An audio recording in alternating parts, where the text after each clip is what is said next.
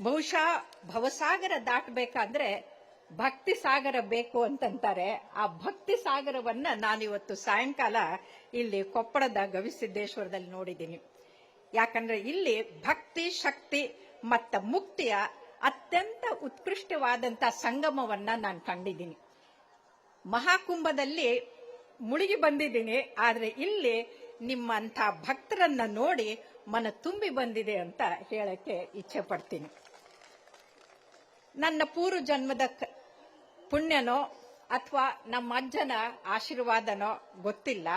ಯಾಕಂತಂದ್ರೆ ಗವಿಸಿದ್ದೇಶ್ವರ ಮಠದ ಇಂಥ ಅದ್ಭುತವಾದಂಥ ಅಪರೂಪವಾದಂಥ ಒಂದು ಜಾತ್ರೆಯಲ್ಲಿ ಮುಖ್ಯ ಅತಿಥಿಯಾಗಿ ಗುರುಗಳಿಂದ ಆಶೀರ್ವಾದ ಪಡೆದು ನಿಮ್ಮನ್ನ ನೋಡುವಂತ ಭಾಗ್ಯ ನನಗೆ ಸಿಕ್ಕಿದೆಯಲ್ಲ, ಅದು ದೊಡ್ಡ ಭಾಗ್ಯ ಅಂತ ನಾನು ಹೇಳ್ತೀನಿ. ಬಹುಶಃ ಇದಕ್ಕೆ ನಮ್ಮಪ್ಪ ಕಾರಣ ಅಂತ ಹೇಳ್ತೀನಿ. ಯಾಕಂದ್ರೆ ನಾನು ಕೂಡ ಎಲ್ಲಾ ಡಾಕ್ಟರು ಎಲ್ಲರ ತರ ನನಗೆ ಪ್ರಮೋಷನ್ ಬರಲಿಲ್ಲ, ನನ್ಗೆ ಇನ್ಕ್ರಿಮೆಂಟ್ ಬರಲಿಲ್ಲ, ನನಗೆ ಅದಾಗ್ಲಿಲ್ಲ, ನನ್ಗಿದಾಗ್ಲಿಲ್ಲ ಅಂತ ಅವ್ರಿವ್ರ ಹತ್ರ ಹೋಗಿ ನಿಂತ್ಕೊಂಡು ಕೈ ಮುಗಿತಾ ಇದ್ದೆ. ಆಗ ನಮ್ಮಪ್ಪ ಹೇಳ್ದ, ಏ ವಿಜು ಬಾ ಇಲ್ಲಿ ಅಂತಂದೆ. ಏನಪ್ಪ ಅಂತಂದೆ. ನೋಡು, ಅವ್ರಿವ್ರ ಹತ್ರ ಹೋಗಿ ಕೈ ಮುಗಿದು ಬೇಡಕ್ಕೆ ಹೋಗ್ಬೇಡ.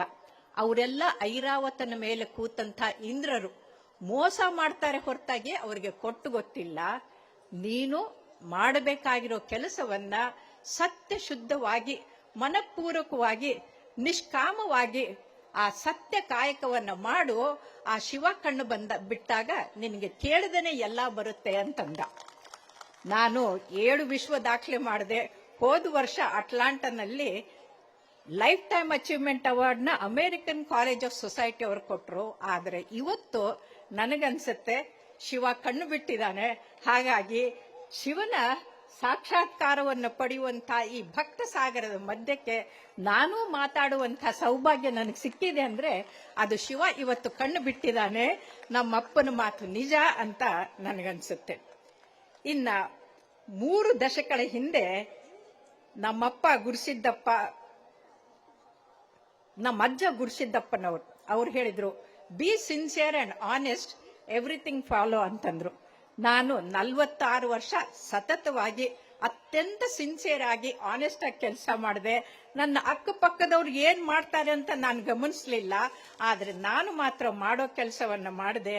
ನನ್ನ ಪೇಷಂಟ್ಗಳಿದ್ದಾರಲ್ಲ, ಎಷ್ಟರ ಮಟ್ಟಿಗೆ ಅಂತಂದ್ರೆ ಶಸ್ತ್ರಚಿಕಿತ್ಸೆ ಇಲ್ದನೆ, ಎದೆ ಗಾಯ ಇಲ್ದನೆ, ತೂರು ನಳಿಕೆ ಮುಖಾಂತರ AST ಕ್ಲೋಸ್ ಮಾಡಿದ ಹುಡುಗಿ, ಅವಳು 96% ಇದು ಸ್ಕೋರ್ ಮಾಡಿ ಮೈಸೂರು ಮೆಡಿಕಲ್ ಕಾಲೇಜಲ್ಲಿ ಓದಿ ಈಗ ಪ್ರಾಕ್ಟೀಸ್ ಮಾಡ್ತಾ ಇದ್ದಾಳೆ. ಅವಳು ಬರೆದ್ರು, god has got devotees, great people have followers, I am following your food steps ಅಂತ. ಹಾಗಾಗಿ ನಾವು ಮಾಡಿರುವ ಕೆಲಸ ಎಲ್ಲೂ ಹೋಗೋದಿಲ್ಲ. ಈಗ ಅಪ್ಪ ಅವರು ಭಕ್ತರ ಹಿತಕ್ಕಾಗಿ ಅಂತ ಈ ಚಿಂತನೆಯನ್ನು ಇಟ್ಟಿದ್ದಾರೆ. ಭಕ್ತರ ಹಿತ ಯಾವುದು ಅಂತಂದ್ರೆ ಆರೋಗ್ಯವನ್ನೋದು, ಭಾಗ್ಯ ಅನ್ನೋದು ದೊಡ್ಡ ವಿಷಯ. ಅವರು ರೋಗಿ ವೈರಿ ಯಾರು ಅಂತ ಕೇಳಿದ್ರೆ ಮನುಷ್ಯರಿಗೆ ವೈರಿ ಯಾರು ಅಂದ್ರೆ ರೋಗ. ಹಾಗಾಗಿ ಇವತ್ತು ನಾನು ಖರ್ಚಿಲ್ದನೆ, ಕಾಯಿಲೆ ಬಂದ್ಮೇಲೆ ಆಸ್ಪತ್ರೆಗೆ ಹೋಗಿ ಲಕ್ಷಾಂತರ ಖರ್ಚು ಮಾಡಿ ಯಪ್ಪ ಏನಾದ್ರೂ ಮಾಡ್ರಿ ಜೀವ ಉಳಿಸ್ರಿ ಅಂತ ಕೇಳಕ್ ಹೋಗದೆ, ನೀವು ಆರೋಗ್ಯವಂತರಾಗಿರ್ಬೇಕಂದ್ರೆ ಏನ್ ಮಾಡಬೇಕು ಅಂತ ನಾನು ಇವತ್ತು ನಿಮಗೆ ಹೇಳ್ಕೊಡಕ್ಕೋಸ್ಕರ ಅಂತ ಬಂದಿದ್ದೀನಿ. ಬಹುಶಃ ಖರ್ಚಿಲ್ದೇನೆ ಯಾರು ಆರೋಗ್ಯವಂತರಾಗ್ಬೇಕನ್ನೋರು ಒಂದು ಕೈ ಎತ್ತಿ ನೋಡೋಣ. ಕಿವಿಗೊಟ್ಟು ಕೇಳಿ ಅದನ್ನ ಪಾಲಿಸ್ತೀನಿ ಅನ್ನೋರು 2 ಕೈ ಎತ್ತಿ ನೋಡೋಣ. ಜೋರಾಗಿ ಗವಿಸಿದ್ದೇಶ್ವರ ಮಹಾರಾಜ್ ಕಿ. ಓಕೆ, ಹಾಗಾದ್ರೆ ನೀವು ಮನಸ್ಸು ಮಾಡಿದ್ದೀರಿ, ನಿಮ್ಮ ಮನಸ್ಸು ಫಲವತ್ತಾಗಿದೆ, ನಾನು ಬಿತ್ತೋ ಬೀಜ ಬೆಳೆಯುತ್ತೆ ಅನ್ನೋದು ನನಗೆ ಖಾತ್ರಿ ಆಯ್ತು. ಹಾಗಾಗಿ ಈಗ ಮುಂದುವರ್ಸೋಣ. ಏನಂದ್ರೆ, ಹಡಪದ ಅಪ್ಪಣ್ಣನವರ ಪುಣ್ಯ ಸ್ತ್ರೀ ಲಿಂಗಮ್ಮ ಹೇಳ್ತಾರೆ, ಆಸೆ ಅಳಿಸಿ ರೋಷವನ್ನಳಿಸಿ ಜಗದ ಪಾಶವ ಹರಿದು ಈಶ್ವರ ನೆನೆಸಿಕೊಂಡ ಶರಣರನ್ನು ಜಗದ ಜಂಗುಳಿ ಎಲ್ಲಿ ಬಲ್ಲರು ಅಂತ ಕೇಳ್ತಾರೆ. ಆದರೆ ಗವಿಸಿದ್ದೇಶ್ವರ ಅಜ್ಜನವರ ಇದು ಭಕ್ತ ಮಂಡಳಿ ಒಪ್ಕೊಂಡು ಅದನ್ನ ಇಲ್ಲಿಗೆ ಲಕ್ಷಾಂತರ ಜನ ಬರ್ತಾ ಇದ್ದಾರೆ ಅಂದ್ರೆ ಅದು ಸತ್ಯ. ಅವರು ನಿಜವಾಗ್ಲೂ ತಮ್ಮ ಈ ಇಚ್ಛೆಯನ್ನ, ಆಸೆಯನ್ನ ಅಳಿಸಿ ಎಲ್ಲವನ್ನು ಗೆದ್ದವರು ಅಂತ ನಾವಿವತ್ತು ಹೇಳ್ಬಹುದು.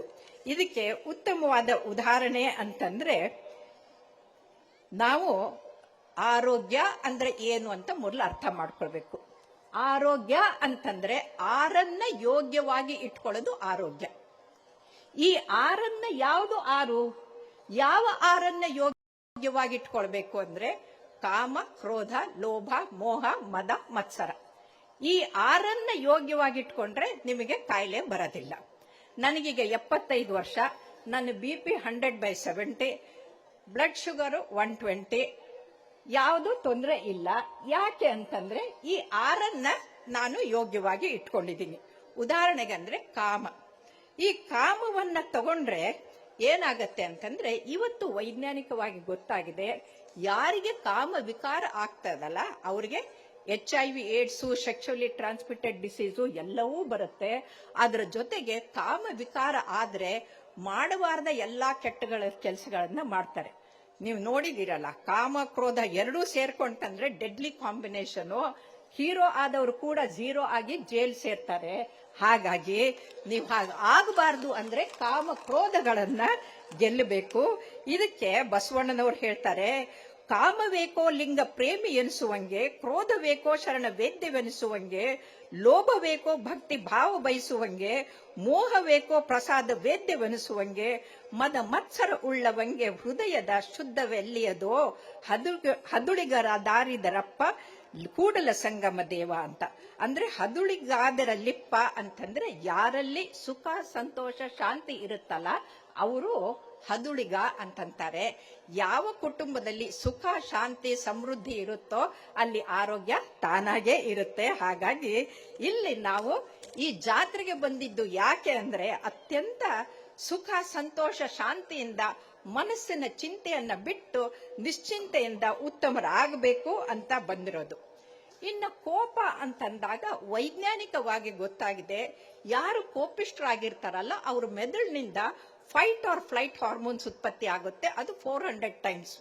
ಅಂದ್ರೆ ನೋಡೋಕೆ ರುದ್ರಾವತಾರ ತಾಳಿ ಏನು ವೀರಭದ್ರನ್ ಹಹ ಅಂತಿರ್ತಾರೆ, ಮೈ ನಡುಗುತ್ತೆ, ಮುಖ ಕೆಂಪಗಾಗತ್ತೆ, ನೋಡೋಕೆ ಏನಪ್ಪ ಇವನು ಭಯಂಕರ ಅಂತಾರೆ.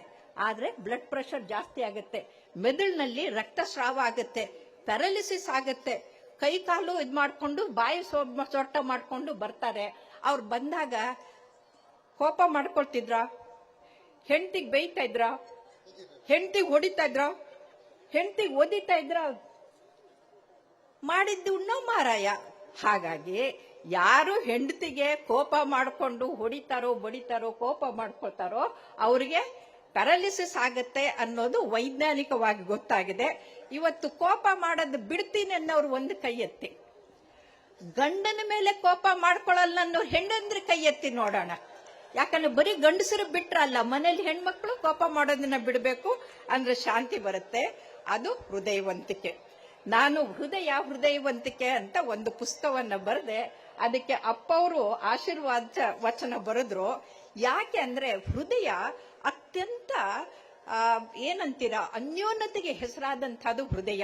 ಇಡೀ ಜಗತ್ತಿನಲ್ಲಿ ವಿಶಿಷ್ಟವಾದಂಥದ್ದು ಆ ಪರಮಾತ್ಮನ ಅಂಶವಾದಂಥ ಜೀವಾತ್ಮ ಇರೋದೇ ನಮ್ಮ ಹೃದಯ ಕಮಲದಲ್ಲಿ. ಅದು ನಿಂತು ಹೋಯ್ತು ಹೃದಯ ಮಿಡಿತಂದ್ರೆ ನಾವು ಸತ್ತು ಹೋಗ್ತೀವಿ. ಆದ್ರೆ ಇವತ್ತು ಹೃದಯವಂತಿಕೆನೆ ಹೊರಟೋಗ್ತಾ ಇದೆ. ಎಲ್ಲಿ ಹೃದಯವಂತಿಕೆ ಇರೋದಿಲ್ವೋ ಅವರು ಬದುಕಿದ್ರು ಸತ್ತಾಗೆ. ಹಾಗಾಗಿ ಇಲ್ಲಿ ಅತ್ಯಂತ ಹೃದಯವಂತಿಕೆ ಇರುವಂತ ಹೃದಯಶೀಲರಾದಂಥ ಗುರುಗಳಿದ್ದಾರೆ. ಅವ್ರಿಗೆ ನಾವು ಜೋರಾಗಿ ಚಪ್ಪಾಳೆಯನ್ನ ತಟ್ಟೋಣ. ಯಾಕೆ ಚಪ್ಪಾಳೆ ತಟ್ಟಬೇಕು ಅಂತಂದ್ರೆ ಕೈಯಲ್ಲಿ 39 ಅಕ್ಯುಪ್ರೆಷರ್ ಪಾಯಿಂಟ್ಗಳಿದೆ. ನೀವು ಎಷ್ಟು ಜೋರಾಗಿ ಚಪ್ಪಾಳೆ ತಟ್ತೀರೋ ಅಷ್ಟು ನಿಮ್ಮ ಆ ಶರೀರದಲ್ಲಿರುವಂತಹ 60 ಟ್ರಿಲಿಯನ್ ಜೀವಕಣಗಳಿಗೆ ಪ್ರಾಣವಾಯು ಪೋಷಣೆ ಮುಟ್ಟುತ್ತೆ. ಅದಲ್ಲದೆ ನಮ್ಮ ಹೃದಯ ಮಿಡಿತ ಚೆನ್ನಾಗಾಗತ್ತೆ. ನೋಡಿ, ಚಪ್ಪಾಳೆ ತಟ್ಟುವಾಗ ಮುಖ ಅರಳುತ್ತೆ, ಫೀಲ್ ಗುಡ್ ಹಾರ್ಮೋನ್ಸ್ ಉತ್ಪತ್ತಿ ಆಗುತ್ತೆ. ಅದಕ್ಕೆ ನಾವು ಎಂಡಾರ್ಫಿನ್ಸ್, ನ್ಯೂರೋಪೆಪ್ಟೈಡ್ ಅಂತೀವಿ. ಅದು ಬಂದಾಗ ಹೃದಯದ ಮಿಡಿತ ಬಹಳ ಚೆನ್ನಾಗಾಗುತ್ತೆ. ಪ್ರತಿ ಸಲ ಹೃದಯ ಮಿಡಿದಾಗ ಹೊರಹೊಮ್ಮುವ ರಕ್ತ ಇದೆಯಲ್ಲ, ಅದು 60,000 ಮೈಲಿ ರಕ್ತನಾಳಗಳಲ್ಲಿ ಹರಿಯುತ್ತೆ. ನಮ್ಮ ಚೈತನ್ಯ ಹೆಚ್ಚಾಗತ್ತೆ. ಅಂದ್ರೆ ವಿಶ್ವವನ್ನ 1.5 ಪಟ್ಟು ಸುತ್ತಿ ಬಂದಷ್ಟು ಅಂಥ ಅಗಾಧವಾದಂಥ ಹೃದಯ ಆ ಭಗವಂತ ಕೊಟ್ಟಾಗ ನಾವು ಹೃದಯವಂತರಾಗಿ ದಾಸೋಹಿಗಳಾಗಿ ಈ ಗವಿಸಿದ್ದೇಶ್ವರ ಮಠದ ಜಾತ್ರೆಗೆ ಬಂದ್ರೆ ನೀವು ಹೃದಯವಂತರಾಗ್ತೀರಿ ಅಂತ ಅನ್ಕೊಂಡು ನೀವು ಎಷ್ಟು ಜೋರಾಗಿ ಸ್ವಾಮೀಜಿಯವ್ರಿಗೆ ಈ ಮಠಕ್ಕೆ ಚಪ್ಪಾಳೆ ತಟ್ತೀರಿ ನೋಡೋಣ. ಈ ಚಪ್ಪಾಳೆ ಇಡೀ ಕೊಪ್ಪಳದ ಜನತೆಗೆ ಹೋಗಿ ಮುಟ್ಟಬೇಕು.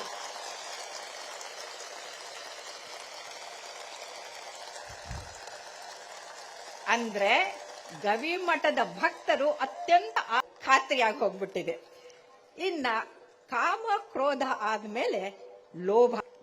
ಲೋಭ ಅಂತಂದ್ರೆ ಇವತ್ತು ಹಣಕ್ಕಾಗಿ ಹೆಣ ಬೀಳಿಸುವಂತ ಜನರು ಹೆಚ್ಚಾಗಿ ಹೋಗ್ಬಿಟ್ಟಿದ್ದಾರೆ. ಅದಕ್ಕೇನಾಗ್ತಾ ಇದೆ ಅಂದ್ರೆ ಹೆಸರಿಗೆ ಉದ್ಯೋಗ ಅಂತ ಹೇಳ್ತಾರೆ, ಅದರಿಂದ ಬರುವಂತ ಕೆಟ್ಟ ಮಾಲಿನ್ಯ ಎಲ್ಲವನ್ನ ಹಾಳು ಮಾಡ್ತಾ ಇದೆ. ನೀರು ಮಾಲಿನ್ಯ ಆಗತ್ತೆ, ಭೂಮಿ ಮಾಲಿನ್ಯ ಆಗತ್ತೆ, ಸುತ್ತಮುತ್ತ ಹಳ್ಳಿಯಲ್ಲಿ ಬೆಳೆಸುವಂತ ಹೊಲ ಗದ್ದೆಗಳಲ್ಲಿ ಎಲ್ಲಾ ಬೆಳೆನೂ ನಾಶ ಆಗಿ ಹೋಗ್ಬಿಡುತ್ತೆ.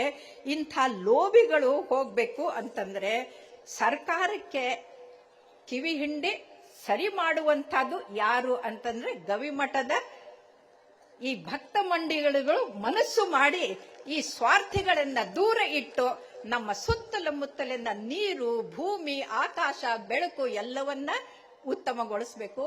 ನೋಡಿ, ಆಕಾಶದಲ್ಲಿ ಆಗ್ಲೇ ನೋಡದೆ ಒಂದೇ ಒಂದು ನಕ್ಷತ್ರ ಕಾಣ್ತಾ ಇಲ್ಲ.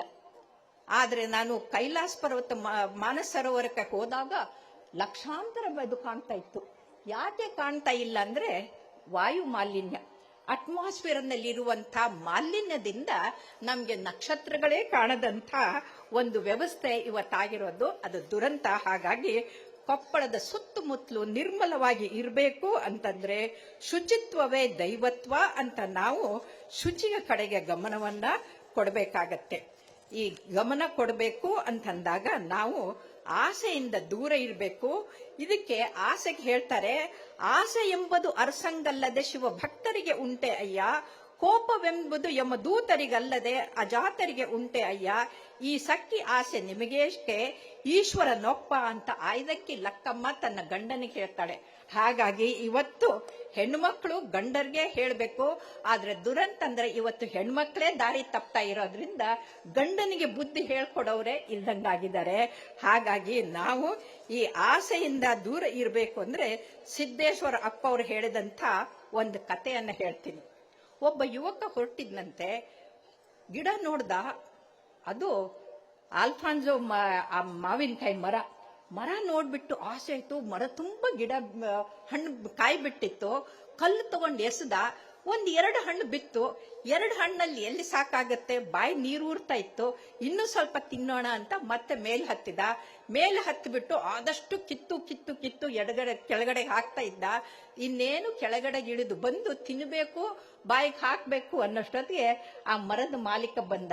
ಬೆತ್ತ ತಗೊಂಡು ಬೆನ್ನಿಗೆ ಚೆನ್ನಾಗಿ ಬಾರಿಸಿದಾಗ ಬಾಸುಂಡೆ ಬೆನ್ನಿಗೆ ಬಂತು, ನೋವಿಗೆ ಕಣ್ಣೀರು ಬಂತು. ಆವಾಗ ಈ ಕಥೆಯಿಂದ ಏನ್ ತಿಳ್ಕೊಳ್ಬೇಕು ಅಂದ್ರೆ, ಕಣ್ಣು ನೋಡಿದ್ದು ಕಣ್ಣಿನ ತಪ್ಪ ಅಲ್ಲ, ಕಾಲಿಂದ ಮರ ಹತ್ತಿದ್ದು ಕಾಲಿನ ತಪ್ಪ ಅಲ್ಲ, ಕೈಯಿಂದ ಹಣ್ಣು ಕಿತ್ತಿದ್ದು ಕೈದು ತಪ್ಪ ಅಲ್ಲ. ಏನು ಅಂದ್ರೆ ಆಸೆಯಿಂದ ಇನ್ನೊಬ್ಬರ ಆಸ್ತಿಗೆ ಕೈ ಹಾಕಿದನಲ್ಲ, ಅದು ತಪ್ಪು. ಅದು ಮನದ ಮುಂದಣ ಆಸೆ ಅಂತಂತೀವಿ. ಇವತ್ತು ಮನದ ಮುಂದಣ ಆಸೆಯಿಂದ ಜನರಿದ್ದವರು ತಪ್ಪು ದಾರಿಗೆ ಹೋಗ್ತಾ ಇದ್ದಾರೆ. ಹಾಗಾಗಿ ನಮ್ಮ ಮನಸ್ಸು ಸ್ವಚ್ಛವಾಗಿರ್ಬೇಕಂದ್ರೆ ಪ್ರತಿನಿತ್ಯ ನೀವು ಮನೆಯಲ್ಲಿ ಹೆಂಗೆ ಬಾಂಡೆ ತೊಳಿತೀರಲ್ಲ, ಹಂಗೆ ನಮ್ಮ ಮನಸ್ಸನ್ನು ತೊಳಿಬೇಕು.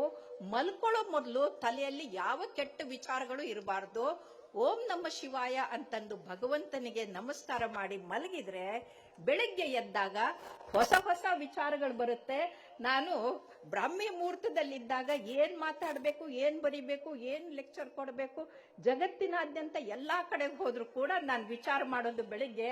ಅಜ್ಜವ್ರು ಹೇಳ್ದಂಗೆ ಬೆಳಗ್ಗೆ ಎದ್ದಾಗ ಮನಸ್ಸು ಪರಿಪಕ್ವವಾಗಿ ಉತ್ತಮವಾದಂತಹ ವಿಚಾರ ಬರುತ್ತೆ. ಆ ಉತ್ತಮವಾದಂತಹ ವಿಚಾರ ಕೊಟ್ಟಿದ್ದು ಯಾರು ಅಂದ್ರೆ ನಮ್ಮ ಅಕ್ಕ ಮಹಾದೇವಿ. ಅವ್ರು ಹೇಳ್ತಾರೆ, ನಡೆ ಶುಚಿ, ನುಡಿ ಶುಚಿ, ತನು ಶುಚಿ, ಮನಶುಚಿ, ಭಾವಶುಚಿ ಇಂತಿ ಪಂಚ ತೀರ್ಥಂಗಳ ಒಳಗೊಂಡು ಮರ್ತದೊಳಗೆ ನಿಂದ ನಿಮ್ಮ ಶರಣರನ್ನ ತೋರಿಸಿ ಅಂತ. ಹಾಗಾಗಿ ನಮ್ಮ ನಡೆ, ನುಡಿ ಎಲ್ಲವೂ ಕೂಡ ಶುಚಿಯಾಗಿ ಇರಬೇಕು ಅಂತಂದ್ರೆ ನಾವು ಯಾವಾಗಲೂ ಕೂಡ ಅತ್ಯಂತ ಉತ್ತಮವಾದಂಥ ವಿಚಾರಗಳನ್ನ, ಸದ್ವಿಚಾರಗಳನ್ನ, ಸದ್ಭಕ್ತಿಯನ್ನ, ಸದ್ಭಾವನೆಗಳನ್ನ ನಮ್ಮ ತಲೆಯಲ್ಲಿ ತುಂಬಿಕೊಂಡಿರಬೇಕು. ಆಗ ಮಾತ್ರ ನಾವು ಉತ್ತಮ ವ್ಯಕ್ತಿಗಳಲ್ಲ, ಶಕ್ತಿಗಳಾಗ್ತೀವಿ. ಇನ್ನ ಕಾಮ, ಕ್ರೋಧ, ಲೋಭ ಆದ್ಮೇಲೆ ಮೋಹ. ಮೋಹ ಅಂತಂದ್ರೆ ಒಂದು ಸಲ ಅಕ್ಷರಧಾಮದಲ್ಲಿ ವಿಶ್ವದಲ್ಲಿ ಅತ್ಯಂತ ಉತ್ತಮ ಕೆಲಸ ಮಾಡಿದಂಥ 5 ಕಾರ್ಡಿಯಾಲಜಿಸ್ಟ್ಗೆ ಪಾರಿತೋಷಕ ಕೊಡ್ತಾ ಇದ್ರು. ಅಲ್ಲಿ ಸ್ವಾಮಿಗಳು 4 ಜನರಿಗೆ ಕೊಟ್ರು. ನನ್ನ ಹೆಸರು ಬರ್ತಾ ಇದ್ದಂಗೆ ಮಂಗ ಮಾಯ ಹೋಗ್ಬಿಟ್ರು. ಅಕ್ಷರಧಾಮದ ಸ್ವಾಮಿಗಳು, ಲೆಫ್ಟಿನೆಂಟ್ ಗವರ್ನರ್ ಆಫ್ ಡೆಲ್ಲಿ ಮತ್ತೆ ಅಲ್ಲಿ ಪ್ರೆಸಿಡೆಂಟ್ ಅವ್ರು ಮಾತ್ರ ನನಗೆ ಗೋಲ್ಡ್ ಮೆಡಲ್ ಹಾಕಿ ನನಗೆ ಮರ್ಯಾದೆ ಮಾಡಿದ್ರು. ನಾನು ಕೇಳಿದೆ, ಯಾಕೆ ನನಗೆ ಯಾಕೆ ಕೊಡ್ಲಿಲ್ಲ, ಅವ್ರಿಗೆಲ್ಲ ಕೊಟ್ರಲ್ಲ ಅಂತ. ಅವರು ಹೆಣ್ಣನ್ನು ನೋಡೋದಿಲ್ಲ ಅಂತಂದು.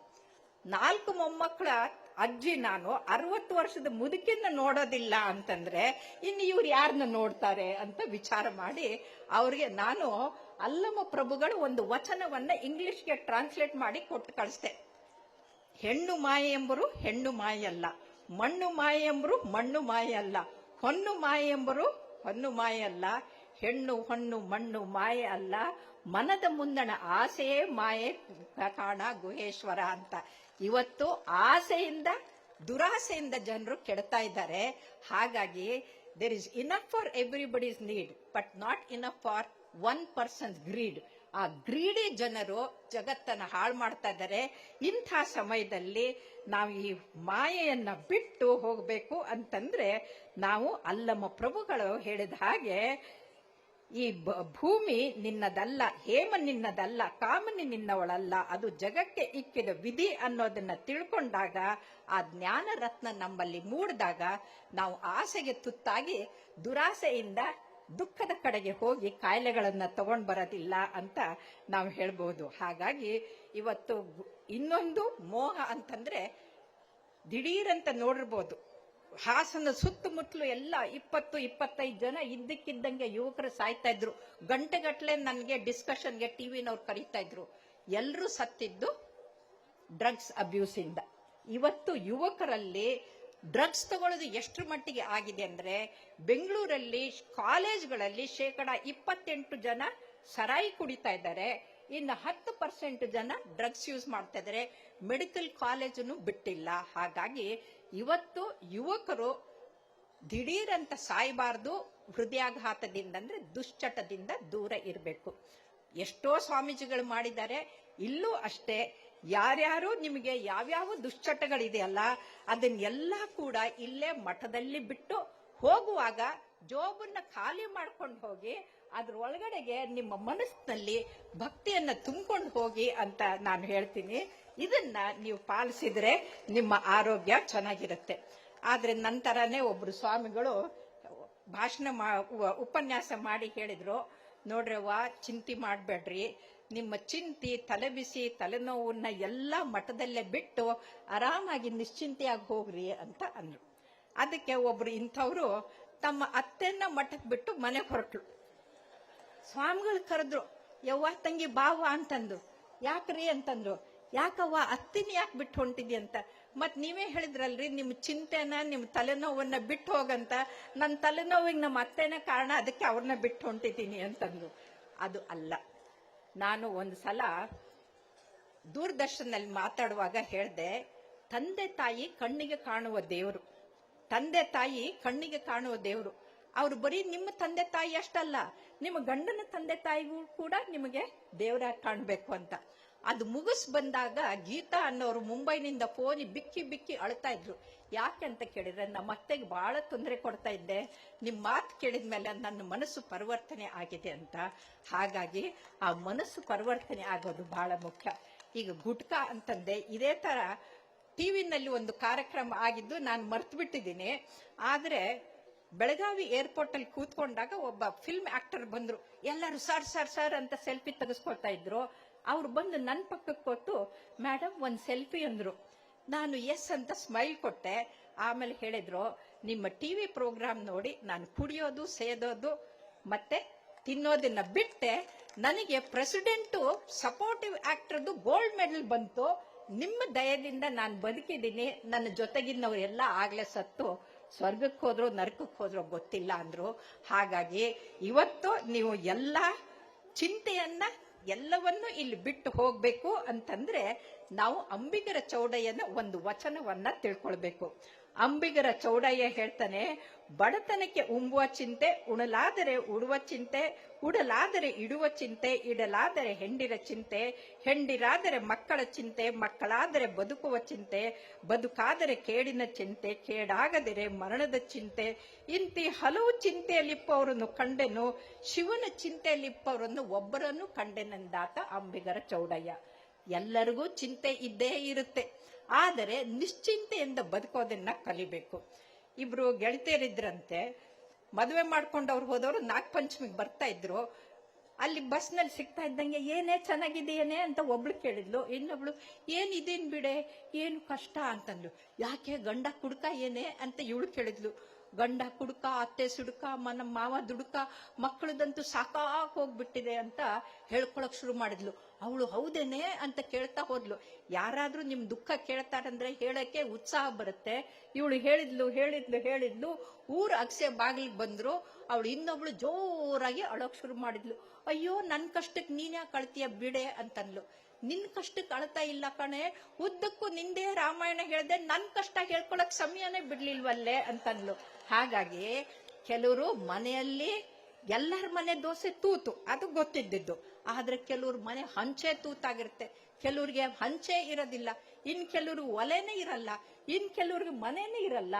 ಅಂಥವ್ರನ್ನ ಯೋಚನೆ ಬಿಟ್ಟು ಬರೀ ನಮ್ಮದೇ ಯೋಚನೆ ಮಾಡಿದ್ರೆ ಅದು ಸರಿ ಅಲ್ಲ ಅಂತ. ಆದ್ರೆ ಇಷ್ಟೆಲ್ಲ ಮಾತಾಡ್ತಾ ಇದ್ದೀನಲ್ಲ, ನನಗೂ ಒಂದು ದಿನ ಬಂದಿತ್ತು, ಬಹಳ ಚಿಂತೆ ಆಗ್ಬಿಟ್ಟಿತ್ತು. ಇಡೀ ದಕ್ಷಿಣ ಭಾರತಕ್ಕೆ ಮಕ್ಕಳಿಗೆ ಚಿಕಿತ್ಸೆ ಮಾಡುವಂತ ಒಬ್ರು ಇರ್ಲಿಲ್ಲ. ನನ್ನ ಗೆಳತಿ ಬಂದವಳು, what will happen to this child Vijay, what will happen to this child ಅಂತ ಕೇಳ್ತಾ ಇದ್ಲು. ಮಕ್ಕಳಿಗೆ ಟ್ರೀಟ್ಮೆಂಟೇ ಇಲ್ಲ.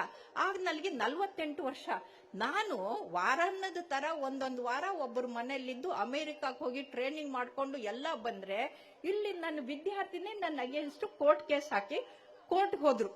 ಸುಪ್ರೀಂ ಕೋರ್ಟ್ಗೆ ಹೋಗಕ್ಕೆ ಫೀಸ್ ಕೊಡಕ್ ದುಡ್ಡಿಲ್ಲ, ಅಳ್ತಾ ಕೂತಿದ್ದೆ. ಅಂದ್ರೆ ನಾವು ಹೇಗೆ ಎಷ್ಟು ಓದಿದ್ರು ಕೂಡ ಹೇಡಿಗಳಾಗ್ತೀವಿ ಒಂದೊಂದ್ಸಲ ಕಷ್ಟ ಬಂದಾಗ ಅನ್ನೋದಕ್ಕೆ. ಆಗ ನಮ್ಮವ್ವ ಬರೀ 4ನೇ ಕ್ಲಾಸ್ ಓದ್ನವಳು. ಅವಳು ಬಂದು ಆಕಳ ಹಾಲು ಮಾರಿ, ಸಗಣಿ ಕುಳ್ಳು ಮಾರಿ, ಕೂಡಿಟ್ಟಂತ ಡಬ್ಬಿಯಲ್ಲಿ ಕೂಡಿಟ್ಟಂತ ದುಡ್ಡನ್ನ ತಂದು ಕೊಟ್ಟು, ಹೇಡಿಗಳ ತರ ಒಲೆ ಮುಂದೆ ಕೂತ್ಕೊಂಡ್ರೆ ಹತ್ರ ಹಣೆ ಬರ ಬದಲಾಗುತ್ತಾ, ಇಲ್ಲ ಹೋಗು ಹೋರಾಡು ಅಂತಂದ್ಲು. ಬಹುಶಃ ಅವ್ರು ಹೇಳಿ ದುಡ್ಡು ಕೊಟ್ಟಿದ್ರಿಂದ ನಾನು ಮುಂದೆ ವಿಶ್ವ ದಾಖಲೆ ಮೇಲೆ ಮಾಡ್ತಾ ವಿಶ್ವದಾದ್ಯಂತ ಹೆಸರು ಮಾಡಿದೆ. ಇದು ನಮ್ಮವ್ವ ನನಗೆ ಕೊಟ್ಟ ಧೈರ್ಯ. ಹಾಗಾಗಿ ಧೈರ್ಯಂ ಸರ್ವತ್ರ ಸಾಧ್ಯತೆ. ನಾವೇನೇ ಆದ್ರೂ ಕೂಡ ಚಿಂತೆಯನ್ನ ಮಾಡೋದನ್ನ ಬಿಟ್ಟು ಅದಕ್ಕೆ ಚಿಂತನೆ ಮಾಡಬೇಕು ಅನ್ನೋದು ಬಹಳ ಮುಖ್ಯ. ಆದರೆ ಎಲ್ಲೋ ಒಂದು ಕಡೆಗೆ ಎಲ್ಲರೂ ಲಾಭದ ಹಿಂದೆ ಹೋಗ್ತಾರೆ. ಇದಕ್ಕೆ ನಮ್ಮ ಬಸವಣ್ಣನವರ ವೈಚಾರಿಕ ಪತ್ನಿ ಹೇಳ್ತಾರೆ, ಆಗಿಂಗೆ ಮುಯ್ಯಾನದಿರು, ಚೇಗಿಂಗೆ ಬೆಂಬೀಳದಿರು, ಆಹಾ ಮನವೇ ಸಂತೈಸಿಕೋ, ಆಹಾ ಮನವೇ ಸಂತೈಸಿಕೋ, ನಿನ್ನ ನೀನೆ ನಿನ್ನ ನೀನೆ ಆಗೆಂದಡೆ, ನಿನ್ನ ವಶವಲ್ಲ ಪೋಗೆಂದಡೆ, ನಿನ್ನಿಚ್ಛೆಯಲ್ಲ ಭೋಗಾದೆ ಭೋಗಗಳೆಲ್ಲವೂ ಸಂಗಯ್ಯನಾಧೀನವಾಗಿ, ಸಂಗಯ್ಯನಾಧೀನವಾಗಿ. ಅಂದ್ರೆ ನಾವೆಲ್ಲರೂ ನಮ್ ಕಷ್ಟ ಅಂತ ಇನ್ನೊಬ್ರು ಮನೆಗೆ ಹೋಗಿ ಹೇಳಿದ್ರೆ ಅದು ಉಪ್ಪು ಖಾರ ಹಾಕಿ ಮತ್ತೆ ನಿಮ್ಮ ಅತ್ತೆಗೆ ಬಂದ್ಮುಟ್ಟುತ್ತೆ. ಅದನ್ನ ಬಿಟ್ಟು ನಮ್ಮ ಮನಸ್ಸನ್ನ ನಾವು ಸಮಾಧಾನ ಮಾಡ್ಕೊಳ್ಬೇಕು. ಇವತ್ತೇನಾಗಿದೆ, ಎಲ್ಲರೂ ಸೈಕ್ಯಾಟ್ರಿಸ್ಟ್ ಹತ್ರ, ಸೈಕೋ ಅನಾಲಿಸ್ಟ್ ಹತ್ರ ಹೋಗಿ ಕೌನ್ಸಿಲಿಂಗ್ ಮಾಡ್ಕೋತಾರೆ. ಅದರ ಬದಲು ಓಂ ನಮ ಶಿವಾಯ ಅಂತ ನೀವು ಎಲ್ಲವನ್ನು ಭಗವಂತನ ಮೇಲೆ ಬಿಟ್ಟು ನಾವು ಉತ್ತಮರಾಗಿ ಇದ್ರೆ ನಮಗೆ ಒಳ್ಳೇದಾಗತ್ತೆ. ಇದನ್ನೇ ನಮ್ಮ ಅಕ್ಕ ನಾಗಮ್ಮ ಕೂಡ ಹೇಳ್ತಾರೆ. ಇನ್ನ ಕಾಮ, ಕ್ರೋಧ, ಲೋಭ, ಮೋಹ ಆದ್ಮೇಲೆ ಮದ ಮತ್ತು ಮತ್ಸರ. ಮದ ಅಂತಂದ್ರೆ ಪುರಂದರದಾಸರು ಹೇಳ್ತಾರೆ, ಅನ್ನ ಮದ, ಅರ್ಥ ಮದ, ಪ್ರಾಯದ ಮದ, ವಿದ್ಯಾಮಲ, ಕುಲದ ಮದ, ಕರ್ಮದ ಮದ, ಅಧಿಕಾರದ ಮದ, ರೂಪದ ಮದ, ಇವು ಎಲ್ಲಾ ಮದಗಳನ್ನು ಬಿಟ್ಟು ಕೇವಲ ಗುಣಕ್ಕೆ ಮಹತ್ವ ಕೊಡುವಂತ ನಮ್ಮ ಅಜ್ಜನವರಿದಾರಲ್ಲ, ಅವ್ರಿಗೆ ನಾವು ಒಂದು ಸಲ ಜೋರಾಗಿ ಚಪ್ಪಾಳೆ ತಟ್ಟಬೇಕು. ಯಾಕಂದ್ರೆ ಈ ಮದಗಳಿಂದ ಇಡೀ ಎಲ್ಲ ಧ್ವಂಸ ಆಗುತ್ತೆ. ನನ್ನ ಹೆಸರು ಬರ್ಲಿಲ್ಲ, ಅದು ಇದು ಅಂತ ಜಗಳಾಡೋರೇ ಜಾಸ್ತಿ ಆಗ್ತಾರೆ. ಇಲ್ಲಿ ಎಲ್ಲರೂ ಕೂಡ ಪ್ರೀತಿಯಿಂದ ಕೂತಿದ್ದಾರೆ, ಎಲ್ಲರೂ ಕೂಡ ಸಂತೋಷದಿಂದಿದ್ದಾರೆ. ಇದು ಬಹಳ ಮುಖ್ಯ. ಕೊನೆಯದಾಗಿ ಮತ್ಸರ ಅಂದ್ರೆ, ಅದಕ್ಕೆ ಸಂಸ್ಕೃತ ಮತ್ಸರ, ಕನ್ನಡದಲ್ಲಿ ಹೊಟ್ಟೆ ಕಿಚ್ಚು ಅಂತ ಹೇಳ್ತಾರೆ. ಹೊಟ್ಟೆ ಕಿಚ್ಚು ಜಗತ್ತಿನ ಎಲ್ಲಾ ಕಾಯಿಲೆಗಳಿಗೆ ಮದ್ದಿದೆ, ಆದ್ರೆ ಹೊಟ್ಟೆ ಕಿಚ್ಚಿಗೆ ಮದ್ದೇ ಇಲ್ಲ. ಆ ಹೊಟ್ಟೆ ಕಿಚ್ಚು ಯಾಕಂತಾರೆ ಅಂದ್ರೆ, ವೈಜ್ಞಾನಿಕವಾಗಿ ಈಗ ಗೊತ್ತಾಗಿದೆ, ಯಾರಿಗೆ ಅಸೂಯೆ ಬರುತ್ತೆ, ಹೊಟ್ಟೆ ಕಿಚ್ಚು ಬರುತ್ತೆ, ಇನ್ನೊಬ್ರು ನೋಡಿ ಅಸೂಯೆ ಪಡ್ತಾರಲ್ಲ, ಅವ್ರಿಗೆ ಮೆದುಳಿನಿಂದ ಸ್ಟಿಮ್ಯುಲೇಷನ್ ಬಂದು ಹೈಡ್ರೋಕ್ಲೋರಿಕ್ ಆಸಿಡ್ ಉತ್ಪತ್ತಿ ಹೆಚ್ಚಾಗತ್ತೆ. ಇದು ತೋರಿಸಿದ್ದಾರೆ. 1-2 ಲೀಟರು ಹೈಡ್ರೋಕ್ಲೋರಿಕ್ ಆಸಿಡ್ ಉತ್ಪತ್ತಿ ಆದ್ರೆ ಹೊಟ್ಟೆ ಉರಿ ಬಂದ್ಬಿಡುತ್ತೆ. ಅದಕ್ಕೆ ಹೊಟ್ಟೆ ಉರಿ ಅಂತಂತೀವಿ. ಇನ್ನೊಬ್ರು ನೋಡ್ಕೊಂಡು ಹೊಟ್ಟೆ ಉರ್ಕೋಬೇಡ ಅನ್ನೋದು ಯಾವುದು? ಈ ಹೊಟ್ಟೆಯಲ್ಲಿ ಆಸಿಡ್ ಉತ್ಪತ್ತಿ ಆಗ್ಬಾರ್ದು ಅಂತ. ಇಲ್ಲಿವರೆಗೂ ನನಗೆ ಹೊಟ್ಟೆ ಉರಿ ಬಂದೇ ಇಲ್ಲ. ನಿಮ್ಮಲ್ಲಿ ಎಷ್ಟು ಜನರಿಗೆ ಹೊಟ್ಟೆ ಉರಿ ಬಂದಿಲ್ಲ? ಕೈ ಎತ್ತಿ ನೋಡೋಣ. Very good. ಅಂದ್ರೆ ಭಕ್ತರು ಬಹಳ ಬಹಳ ಒಳ್ಳೆ ಭಕ್ತರು ಅಂತ. ನಿಮ್ಮಲ್ಲಿ ಎಷ್ಟು ಜನರಿಗೆ ಇಲ್ಲಿವರೆಗೂ ತಲೆನೋವೇ ಬಂದಿಲ್ಲ? ಕೈ ಎತ್ತಿ ನೋಡೋಣ. ಬಹಳ ಒಳ್ಳೇದು. ಯಾಕಂದ್ರೆ ಗುರುಗಳು ಮಾತ್ರ ಕೈ ಎತ್ತಾ ಇಲ್ಲ, ಇಲ್ಲಿ ಮೇಲಿದ್ದವ್ರು ಯಾರು ಎತ್ತಾ ಇಲ್ಲ. ಇನ್ನೊಂದಿಬ್ರು ಎತ್ತಿದ್ರು. ಒಂದು 10-15 ಜನರಿಗೆ ತಲೆನೋವು ಬಂದಿಲ್ಲ ಅಂತಾರೆ. ಯಾಕೆ ಹೇಳಿ? ನಮ್ಗಿಷ್ಟು ಜನರಿಗೂ ತಲೆನೇ ಇಲ್ಲ ಅಂತ.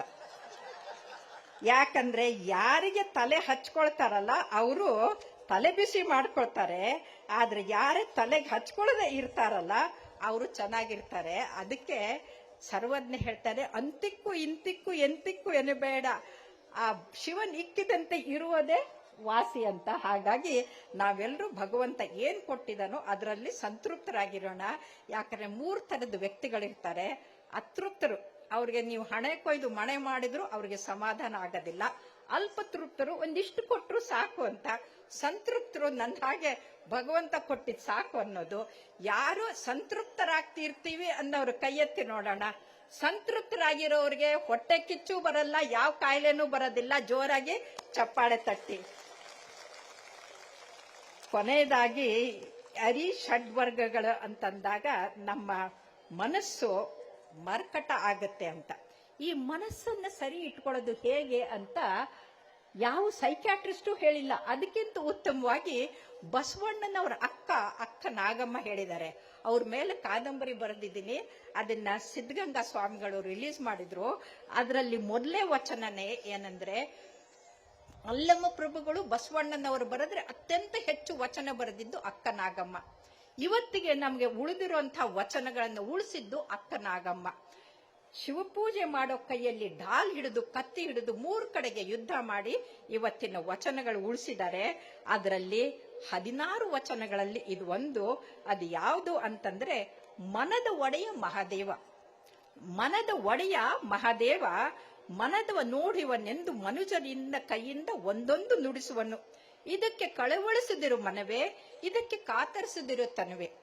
ಇವತ್ತು ವೈಜ್ಞಾನಿಕವಾಗಿ ಗೊತ್ತಾಗಿದೆ, ಯಾರು ಚಿಂತೆ ಮಾಡ್ತಾರಲ್ಲ ಅವ್ರಿಗೆ ಸೈಕೋಸೊಮ್ಯಾಟಿಕ್ ಡಿಸಾರ್ಡರ್ಸ್ ಬಂದ್ಬಿಡುತ್ತೆ. ಈ ಆಸ್ಮಾ ಕಾಯಿಲೆಗಳಾಯ್ತು ಎಲ್ಲ ಕೂಡ ಚಿಂತೆ ಮಾಡೋದ್ರಿಂದ, ಮೈಗ್ರೇನ್ ಎಲ್ಲ ಅದರಿಂದ ಬರುತ್ತೆ. ಆದರೆ ಕಳವಳಿಸದೆ ಇರು ಅಂತ ಹೇಳ್ತಾಳೆ. ನಿಜವನ್ನರಿತು ನಿಶ್ಚಿಂತೆಯಾಗಿರು ಕಂಡ ಅಂತ ಹೇಳ್ತಾರೆ. ನಿಜ ಅಂದ್ರೆ ಯಾವುದು? ಅಜ್ಜನ ಆಶೀರ್ವಾದ ನಮ್ಮ ಮೇಲೆ ಇದೆ ಅನ್ನೋ ನಿಜವನ್ನ ನೀವು ಅರ್ಥ ಮಾಡ್ಕೊಂಡ್ರೆ ನೀವು ನಿಶ್ಚಿಂತೆಯಾಗಿ ಹೋಗ್ತೀರಿ. ಹಾಗಾಗಿ ಬೆಟ್ಟದನಿಪ ಅಪರಾಧವನ್ನು ಬೊಟ್ಟಿನಲ್ಲಿ ತೊಡಿಯುವನು ಅಂತ.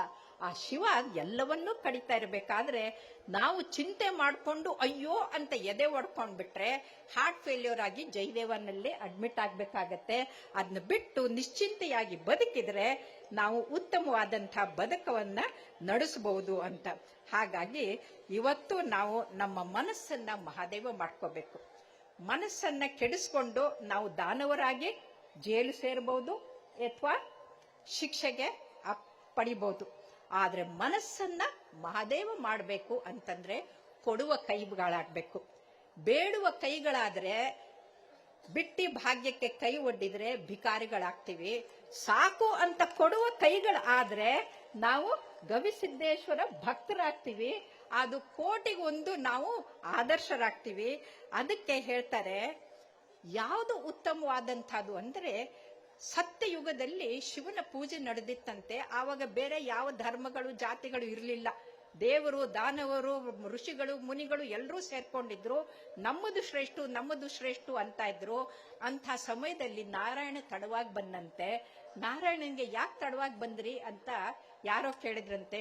ಬರುವಾಗ ಒಬ್ಬ ಹಣ್ಣನ್ನು ಮುದುಕ ನಡುಗ್ತಾ ಇದ್ದ. ಚಳಿಗೆ ಅವನಿಗೆ ಏನೂ ಇರಲಿಲ್ಲ, ಬಟ್ಟೆ ಹರಿದಿತ್ತು. ಅವನಿಗೆ ಹೊದಿಸಿ ಬಿಸಿ ಮಾಡಿ ಅವನಿಗೆ ಬಂದೆ. ಆಮೇಲೆ ಒಬ್ಬಳು ಹೆಣ್ಣು ಮಗಳು ಅಳ್ತಾ ಇದ್ಲು, ಅವಳು ಮಗು ಅಳ್ತಾ ಇತ್ತು. ಮಗುಗೆ ಹಾಲು ಕುಡಿಸಕ್ಕೆ ಹಾಲಿರ್ಲಿಲ್ಲ. ಅದಕ್ಕೆ ಹಾಲು ಕೊಟ್ಟು ಹಣ್ಣು ಕೊಟ್ಟು ಅವ್ರಿಗೆ ಉಪಚರಿಸಿ ಬಂದೆ. ಅದಕ್ಕೆ ತಡವಾಯ್ತು ಅಂತ. ಅದಕ್ಕೆ ಶಿವ ಹೇಳಿದ್ನಂತೆ, ಇದೇ ಶಿವನ ಅತ್ಯಂತ ಉತ್ತಮವಾದಂಥ ಪೂಜೆ ಅಂತ. ಹಾಗಾಗಿ ಸತ್ಯಯುಗದಿಂದ ಇಲ್ಲಿವರೆಗೂ ನೀವು ನೋಡಿ, ಕೊರೋನಾ ಕಾಲದಲ್ಲಿ ಲಕ್ಷಾಂತರ ಜನ ಅಲ್ಲ, ಕೋಟ್ಯಾಂತರ ಜನವಾಗಿ ಉಚಿತವಾಗಿ ಆಹಾರವನ್ನ 80-90 ವರ್ಷದ ಮಹಿಳೆಯರು ಕೂಡ ಚಪಾತಿ ಮಾಡಿ ಕೊಟ್ರು. ಇದು ನಮ್ಮ ಭಾರತದ ಒಂದು ದಾಸೋಹ ಪದ್ಧತಿ. ನಾನು ಬರ್ತಾ ಕೇಳಿದೆ, ಎಲ್ಲರೂ ತಿರುಪತಿಗೆ ಹೋಗಿ ದುಡ್ಡು ಹಾಕಿ ಬರ್ತಾರೆ, ತಿರುಪತಿಯಿಂದ ದುಡ್ಡು ಪಡೆದವಳು ನಾನು ಅಂತ. ಒಂದು ಸಲ ದೇಣಿಗೆ ದಾನ ದಾಸೋಹ ಅಂತ ಬರೆದಿದ್ದೆ. ಅದನ್ನವರು ಸಪ್ತಗಿರಿಯಲ್ಲಿ ಮುದ್ರಣ ಮಾಡಿ ನನಗೆ 500 ರೂಪಾಯಿ ಕಳಿಸಿದ್ರು. ಯಾಕೆ ಅಂತಂದ್ರೆ, ದೇಣಿಗೆ ಅಂತಂದ್ರೆ ಪಾಶ್ಚಾತ್ಯರ ಪದ್ಧತಿ, ಡೊನೇಷನ್, ತಮ್ಮ ಹೆಸರು ಬರಬೇಕು ಅಂತ ಕೊಡುವಂಥದ್ದು. ಒಂದು ಸಲ ಶಿಕಾಗೋನಿಂದ ಕಾನ್ಫರೆನ್ಸ್ ಮುಗಿಸ್ಕೊಂಡು ಬಂದೆ. ಬೀದರ್ಗೆ ಇಳಿತಾ ಇದ್ದಂಗೆ ಧಗ ಧಗ ಧಗ ಅಂತ ಬಿಸಿಲು, ದಳ ದಳ ಅಂತ ಬೆವರು ಸುರಿತಾ ಇತ್ತು. ಯಾರು ಫ್ಯಾನ್ ಹಾಕಿದ್ರು, ಪುಣ್ಯಾತ್ಮ ಫ್ಯಾನ್ ಹಾಕಿದವರು ಹೊಟ್ಟೆ ತಂಪಿರ್ಲಿ ಅಂತ ಇದ್ದೆ. ಅಷ್ಟೊತ್ತಿಗೆ ಒಬ್ನು ಬಂದ, ಈ ತರ ಬಂದ್ಬಿಟ್ಟು ಬಂದ್ ಮಾಡ್ರೋ ಅಂತ. ನಾನು ಕರೆದೆ, ಯಾಕಪ್ಪ ತಮ್ಮ, ಯಾಕೆ ಬಂದ್ ಮಾಡ್ತಾ ಇದ್ದೀರಿ, ಇಷ್ಟು ಸೆಕೆ ಇದೆಯಲ್ಲ ಅಂತ. ಅವ್ವಾರ, ಈ ಫ್ಯಾನ್ ಅನ್ನ ನಾನೇ ಡೊನೇಷನ್ ಮಾಡಿದ್ದೀನಿ, ಅದ್ರ ಮೇಲೆ ನನ್ನ ಹೆಸರು ಬರೆದಿದ್ದೀನ್ರಿ. ಅದು ತಿರುಗ್ತು ಅಂದ್ರೆ ಯಾರಿಗೂ ನನ್ನ ಹೆಸರೇ ಕಾಣೋದಿಲ್ರಿ, ಅದಕ್ಕೆ ಬಂದು ಮಾಡಕತ್ತೀನ್ರಿ ಅಂತ. ನಮಗೆ ಅಂತ ಡೊನೇಷನ್ ಕೊಡೋರು ಬೇಡ. ನಮಗೆ ಕೇಳದನೆ ಗವಿಸಿದ್ದೇಶ್ವರ ಜಾತ್ರೆಗೆ ತುಪ್ಪ, ಬೆಲ್ಲ, ಸಕ್ಕರೆಯಿಂದ ಹಿಡ್ಕೊಂಡು ಎಲ್ಲಾ ತಂದು ಕೊಡುವಂತ ನಿಮ್ಮಂತ ದಾನಿಗಳಿದಾರಲ್ಲ, ಇವರು ಬಹಳ ಮುಖ್ಯ ಅಂತ ಅನ್ಸುತ್ತೆ. ಹಾಗಾಗಿ ಕೊನೆಯದೊಂದು ಬಸವಣ್ಣನವರ ವಚನ ಸಿದ್ದೇಶ್ವರಪ್ಪ ಅವ್ರಿಗೆ ಬಹಳ ಇಷ್ಟ ಆಗ್ತಾ ಇತ್ತು. ಅವ್ರ ಮುಂದೆ ಹಾಡಿದ್ದೆ. ಯಾವುದು ಅಂದ್ರೆ, ಸಂಸಾರವೆಂಬುದೊಂದು ಗಾಳಿಯ ಸೊಡರು, ಸಿರಿ ಎಂಬುದೊಂದು ಸಂತೆಯ ಮಂದಿ ಕಂಡಯ್ಯ. ಆ ಸಿರಿ ಎಂಬುದೊಂದು ಸಂತೆಯ ಮಂದಿ ಕಂಡಯ್ಯ. ಇದನ್ನೆಚ್ಚಿ ಕೆಡಬೇಡ, ಸಿರಿ ಎಂಬುದ ಮರೆತು ಪೂಜಿಸು. ನಮ್ಮ ಕೂಡಲ ಸಂಗಮ ದೇವರ ಆ ಸಂಸಾರವೆಂಬುದೊಂದು ಗಾಳಿಯ ಸೊಡರು, ಸಿರಿ ಎಂಬುದೊಂದು ಸಂತೆಯ ಮಂದಿ ಕಂಡಯ್ಯ. ಆ ಸಿರಿ ಎಂಬುದೊಂದು ಸಂತೆಯ ಮಂದಿ ಕಂಡಯ್ಯ. ನೋಡಿ, ಗವಿಸಿದ್ದೇಶ್ವರ ಜಾತ್ರೆ ಮಹತ್ವ ಎಷ್ಟು ಅಂತಂದ್ರೆ, ಯಾವುದು ಫ್ಯಾನೇ ಬೇಕಾಗಿಲ್ಲ, ಇಷ್ಟು ತಂಪಾದ ಗಾಳಿ ಇದೆ, ಇಷ್ಟು ಚೆನ್ನಾಗಿರೋ ವಾತಾವರಣ ಇದೆ. ಇದರ ಮಧ್ಯಕ್ಕೆ ನಮ್ಮ ಬದುಕು ಹೇಗೆ ಅಂದ್ರೆ, ಗಾಳಿಯಲ್ಲಿ ಹಾರಾಡುವ ದೀವಟಿಗೆ ಹಾಗೆ ಯಾವಾಗ ಆರುತ್ತೆ ಅಂತ ಗೊತ್ತಿಲ್ಲ. ಆ ಆರುವ ಮೊದಲು ನಾವು ಲಾಭ ನಷ್ಟವನ್ನ ಮರೆತು ಆ ಪರಮಾತ್ಮನನ್ನ ನೆನೆಸ್ಬೇಕು ಅಂತ. ಯಾರು ಓಂ ನಮ ಶಿವಾಯ್ ಅಂತ ನೆನೆಸ್ತಾರಲ್ಲ, ಅವರ ಆರೋಗ್ಯ ಚೆನ್ನಾಗಿರುತ್ತೆ ಅಂತ ನಿಮ್ಹಾನ್ಸ್ ನಲ್ಲಿ ಸ್ಟಡಿ ಮಾಡಿದ ಪ್ರಕಾರ ಗೊತ್ತಾಗಿದೆ. ನಮ್ಮ ಮನಸ್ಸು ಚೆನ್ನಾಗಾಗುತ್ತೆ, ನಮ್ಮ ಲಿಂಬಿಕ್ ಸಿಸ್ಟಮ್ಗೆ ಬ್ಲಡ್ ಸಪ್ಲೈ ಕಡಿಮೆ ಆಗಿ ನಮ್ಮಲ್ಲಿ ಪಶುಗಳ ಹಾಗೆ ಇರುವಂತ ಎಲ್ಲ ನೆಗೆಟಿವಿಟಿ ಕಡಿಮೆ ಆಗಿ ನಾವು ಉತ್ತಮ ವ್ಯಕ್ತಿಗಳಾಗ್ತೀವಿ. ಹಾಗಾಗಿ ನಾವು ಉತ್ತಮ ವ್ಯಕ್ತಿಗಳು ಆಗ್ಬೇಕು ಅಂತಂದ್ರೆ, ನಮ್ಮ ಸರ್ವಜ್ಞ ಹೇಳಿದಾಗೆ ಆ ದೇವ ಈ ದೇವ ಮಹಾದೇವ ನೆನಬೇಡ, ಆ ದೇವ ಈ ದೇವ ಮಹಾದೇವ ನೆನಬೇಡ, ಭುವನದ ಸಕಲ ಜೀವಾತ್ಮರಿಗೆ ಆದವನೇ ಮಹಾದೇವ ಸರ್ವಜ್ಞ ಅನ್ನೋ ಹಾಗೆ ಇಡೀ ಕೊಪ್ಪಳದಲ್ಲ, ಇಡೀ ಕರ್ನಾಟಕದ ಸಕಲ ಜೀವಾತ್ಮರಿಗೆ ಜೀವವಾಗಿರುವಂತ ಅಭಿನವ ಸ್ವಾಮೀಜಿ ಅಜ್ಜವರು ಅವರು ಮಾನವನಿಂದ ಮಹಾದೇವರಾಗಿದ್ದಾರೆ. ಹಾಗೆ ನಾವು ಕೂಡ ಸಮಾಜಕ್ಕೆ ಕೊಡುವಂಥವರಾಗಿ ನಾವು ಕೂಡ ಮಹಾದೇವನ ಕಡೆಗೆ ಹೋಗೋಣ ಅಂತ ಹೇಳ್ತಾ, ಆರಾಧ್ಯ ದೈವವಾದ ಗವಿಸಿದ್ದೇಶ್ವರ ಮಹಾಸ್ವಾಮಿಗಳಿಗೆ ಮತ್ತೊಮ್ಮೆ ಮಗದೊಮ್ಮೆ ವಂದಿಸುತ್ತಾ, ಅಜ್ಜನ ಆರೋಗ್ಯ ಆಯುಸ್ಸು ಚೆನ್ನಾಗಿರ್ಬೇಕು ಅಂತಂದ್ರೆ ನಾವು ಸಿದ್ಧಗಂಗಾ ಸ್ವಾಮಿಗಳ ಹಾಗೆ 9,000 ಮಕ್ಕಳಿಗೆ 85 ವರ್ಷದವರೆಗೂ ಅವರು ಅನ್ನ ಆಹಾರ ಅಕ್ಷರ ಕೊಟ್ರಲ್ಲ, ಹಾಗೆ ನಾವು ಕೂಡ ಅದು ಇಲ್ಲೂ ಕೂಡ ಮುಂದುವರಿಲಿ ಅಂತ ಹಾರೈಸ್ತಾ, ಆ ಭಗವಂತ ನಿಮ್ಮೆಲ್ಲರಿಗೂ ಆರೋಗ್ಯ ಆಯುಷು ಸಂಪತ್ತು ಸಮೃದ್ಧಿ ನೆಮ್ಮದಿ ಯಶಸ್ಸು ತೇಜಸ್ಸು ವರ್ಚಸ್ಸನ್ನ ಕೊಟ್ಟು